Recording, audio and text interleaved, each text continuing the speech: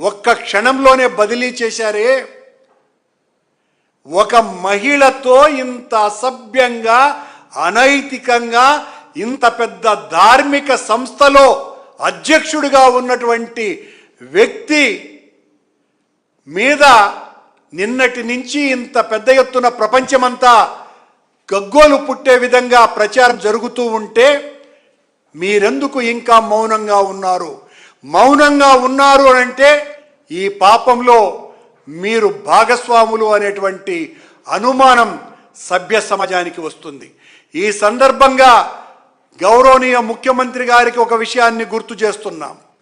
అచ్యుత దేవరాయలు, శ్రీకృష్ణదేవరాయలు తరువాత రాజ్యమేలిన అచ్యుత దేవరాయలు గారు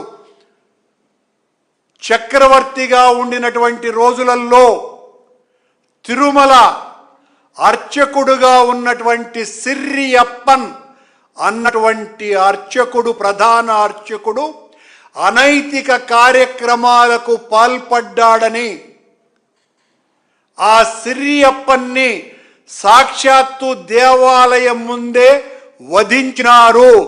ఇది నేను అంటున్నటువంటి మాట కాదు. చంద్రబాబు గారు, మీరు రేపు వెళ్ళండి దేవాలయానికి. దేవాలయంలో ఉండేటువంటి సబేరా ముఖ్యులకు తీర్థ ప్రసాదాలు అందించేటువంటి సబేరా గది, దాని కిందనే ఉన్నటువంటి అన్నమయ్య లిఖిత కీర్తనలు ఉన్నటువంటి అన్నమయ్య అర ఎదురుగా ఉన్న స్వామి ఆలయ కుడ్యం మీద కింద ఉన్నటువంటి శాసనం ఈ సిరియప్పన్ అనైతిక కార్యక్రమాలకు పాల్పడ్డ కారణంగా వధించటం జరిగింది అన్నటువంటి శాసనం లేకపోతే దేనికైనా సిద్ధమని ఛాలెంజ్ విసురుతున్నా. చక్రవర్తులు అంత పెద్ద మంచి నిర్ణయం తీసుకున్నారే, మీరు అనునిత్యము వెంకటేశ్వర స్వామి నామజపం చేస్తూ ఆ వెంకటేశ్వర స్వామి నీ రాజకీయ పావుగా వాడుకుంటూ జగన్మోహన్ రెడ్డి గారి మీద, వైఎస్ఆర్ కాంగ్రెస్ పార్టీ మీద నిరంతరం నిందారోపణలు వేస్తూ ఇంత దారుణానికి ఒడికట్టినటువంటి విషయం బయటికి వస్తే నిర్లిప్తత, నిర్లక్ష్యం రెండూ కూడా క్షమార్హము కానటువంటివి, నేరగ్రస్తమైనటువంటివి అన్న విషయాన్ని ఈ సందర్భంగా గుర్తు చేస్తున్నా. ఈ బిఆర్ నాయుడు గారు ఎంత దురాగతంగా మాట్లాడారంటే మా నాయకుడు జగన్మోహన్ రెడ్డి గారిని గురించి,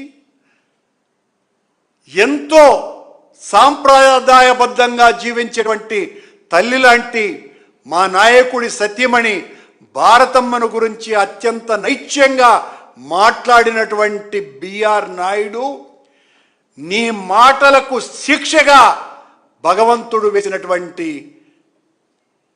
భగవంతుడే బయటికి తీసుకొని వచ్చినటువంటి విషయాలు ఇవేనని ఈ సందర్భంగా తెలియజేస్తున్న సకల కళా వల్లభన్ అన్న బిరుదాంకితుడైన బిఆర్ నాయుడు గారు, మీరు సకల కళా వల్లభన్ అన్నటువంటి విషయం హైదరాబాద్ అంతా కూడా కోడై కూస్తున్నది.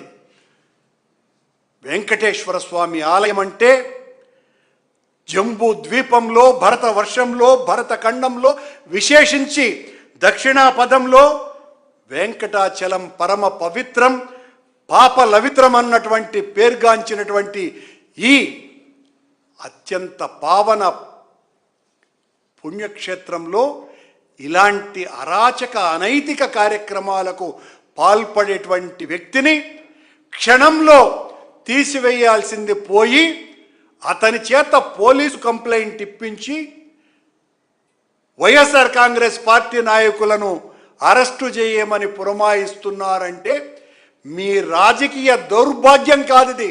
వెంకటేశ్వర స్వామి పట్ల మీరు చేస్తున్నటువంటి పాపాలకు పరాకాష్ట ఈ చర్య అని తెలియజేస్తున్నా.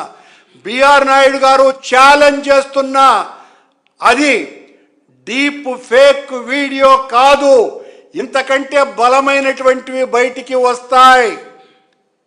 మీ పాప భాండారం పగిలింది కనుకనే అవి బయటికి వచ్చినాయి. వెంకటాచల మహత్యంలో కామాది వికారాలను వదులుకోమని రంగదాసు అనేటువంటి వెంకటేశ్వర స్వామి శ్రీ మహావిష్ణువు భక్తునికి